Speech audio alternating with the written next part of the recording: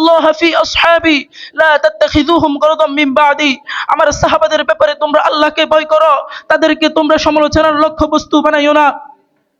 প্রিয় উপস্থিতি, সাহাবাই কেরাম হলো সত্যের মাপকাঠি। অর্থাৎ কোন ফেরকাকে হক বা বাতিল হিসেবে গণ্য করতে হলে সাহাবাই কেরামের মাধ্যমেই করতে হবে। রাসূলুল্লাহ সাল্লাল্লাহু আলাইহি ওয়াসাল্লাম বলেছেন, ইফতারাকাত বানু ইসরাঈলা আলা 72 ফিরকা। বনি ইসরাঈল 72 দলে বিভক্ত হয়েছিল, আমার উম্মত 73 দলে বিভক্ত হবে। কুল্লুহুম ফিন্নার ইল্লা ওয়াহিদাতান, 72 দলই জাহান্নামী হবে, একটি দল মাত্র জান্নাতি হবে। সাহাবাই কেরাম আরজ করিলেন, মানহুম ইয়া রাসূলুল্লাহ, কোন দলটি জান্নাতি হবে? রাসূলুল্লাহ সাল্লাল্লাহু আলাইহি ওয়াসাল্লাম বলিলেন, মা আনা আলাইহি ওয়া আসহাবি, যে আমি এবং আমার সাহাবাদের অনুসরণ করবে। এই জন্যই দেখতে হবে কোন ফেরকার সাহাবাই কেরামের সাথে মহব্বত আছে কিনা। যদি থাকে তাহলে বুঝতে হবে ওই ফেরকাটি হক, আর যদি না থাকে তাহলে বুঝতে হবে নিঃসন্দেহে ওই ফেরকাটি বাতিল এবং ভ্রান্ত। প্রিয় উপস্থিতি, রাসূলুল্লাহ সাল্লাল্লাহু আলাইহি ওয়াসাল্লাম তাই তো বলেছেন, ফামান আহাব্বাহুম ফাবিহুব্বি আহাব্বাহুম ওয়ামান আবগাদাহুম ফাবিবুগযি আবগাদাহুম। যে আমাকে ভালোবাসলো সে আমার সাহাবাই কেরামদেরকেও ভালোবাসলো।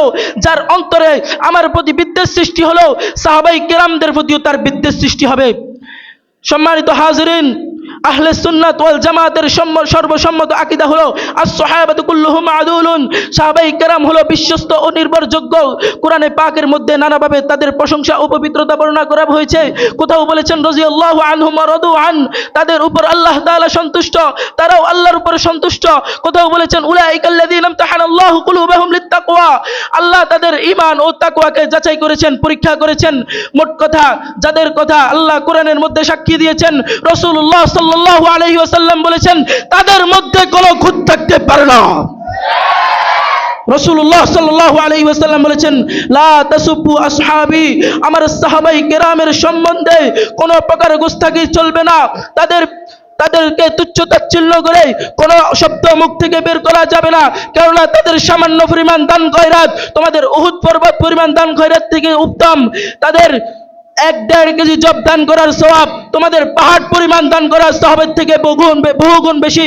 কেননা তাদের ইখলাস এবং তাকওয়া এত দৃঢ় ছিল, যা পরবর্তী মানুষের জন্য বহুত দূরের ব্যাপার। সাহাবায়ে কেরাম, রাসূলুল্লাহ সাল্লাল্লাহু আলাইহি ওয়াসাল্লাম এই কারণেই সাহাবায়ে কেরামদেরকে তারকার সাথে তুলনা করেছেন।